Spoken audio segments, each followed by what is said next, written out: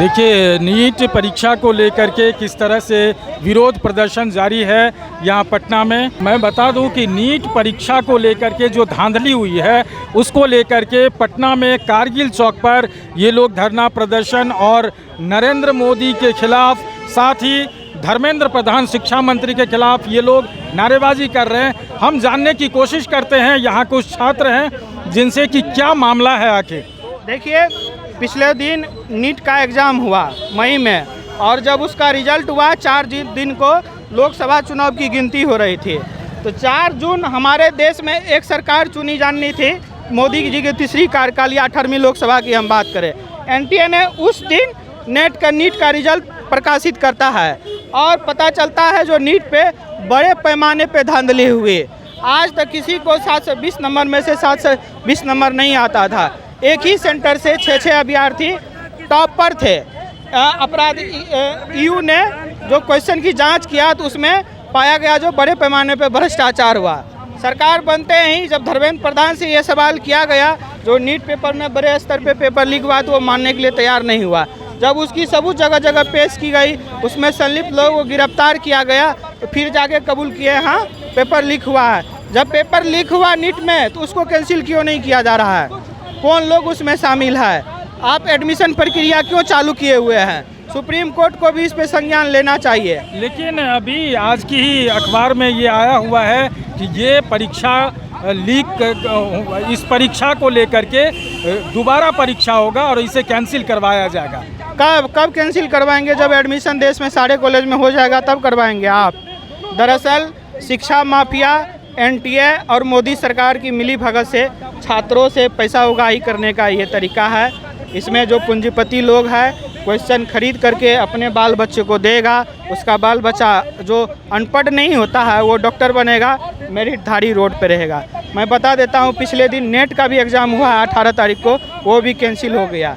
आंतरिक ब्यूरोक्रेट्स बोल रहा है जो पेपर लीक हुआ है। आखिर हमारा जो पैसा खर्चा हुआ, मैं अभ्यर्थी हूँ, 2000 रुपया आने जाने में 700 फॉर्म का, मेरा एज ख़त्म हो रहा है।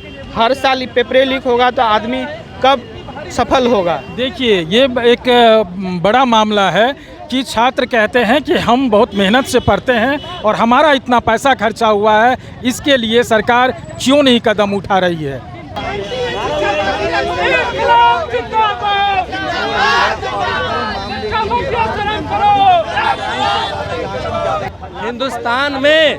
हिंदुस्तान में हम ये लगातार देख रहे हैं कि ये जो नीट का स्कैम हुआ है, इतना बड़ा स्कैम हुआ है। इस स्कैम में पूरी सरकार की संलिप्तता भी अब संदेह के घेरे में है कि आखिर शिक्षा मंत्री इस स्कैम से क्यों इनकार कर रहे हैं? वो बार बार इस बात को क्यों कह रहे हैं कि हिंदुस्तान के भीतर कोई स्कैम नहीं हुआ? आर्थिक अपराध इकाई लगातार इसमें हस्तक्षेप करते हुए लोगों से पूछताछ कर रहा है, गिरफ्तारियां हो रही हैं, लेकिन सरकार कह रही है कि नहीं हुआ है। तो हम ये मांग कर रहे हैं कि नीट को ख़त्म किया जाए और नीट को कंडक्ट किया जाए।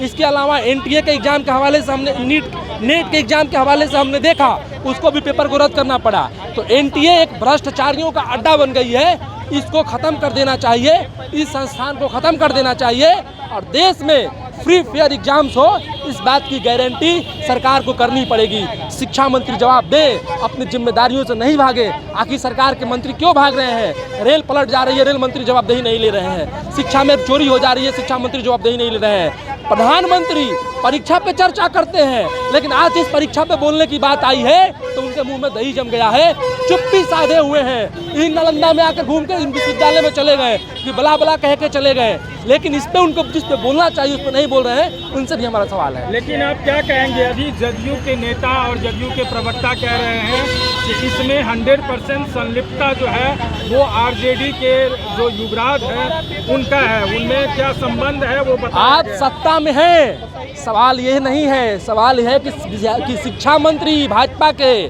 क्यों बचा रहे हैं लोगों को? शिक्षा मंत्री भाजपा के आखिर क्यों चुप्पी साधे हुए हैं? बार बार वो तो किसी भी तरह की अनियमितता से ही इनकार कर दे रहे हैं। तो एनटीए, भाजपा, धर्मेंद्र प्रधान और शिक्षा माफियाओं का क्या गठजोड़ है? सवाल इसका है, जांच इसकी होनी चाहिए। इसमें विपक्ष पे भी आरोप लग रहा है सर। तो जांच करें, जो दोषी है उस पर कार्रवाई किया जाए। एक दूसरे पे थोपा-थोपी कर रहा है बस, क्योंकि संलिप्तता दरअसल क्यों बचा रहे हैं आप? धर्मेंद्र प्रधान क्यों नहीं जिम्मेदारी ले रहे हैं? सवाल यही है कि आप बरगलाने की कोशिश कर रहे हैं, आप पॉलिटिकल नैरेशन खड़ा करने की कोशिश कर रहे हैं, आप पॉलिटिकली लीड लेने की कोशिश कर रहे हैं, लेकिन वास्तविक जो लड़ाई है, जो छात्रों की मांग है, उसको कहीं नहीं। सीधा सा सवाल है, आप एग्जाम को रद्द क्यों नहीं किया जा रहा है?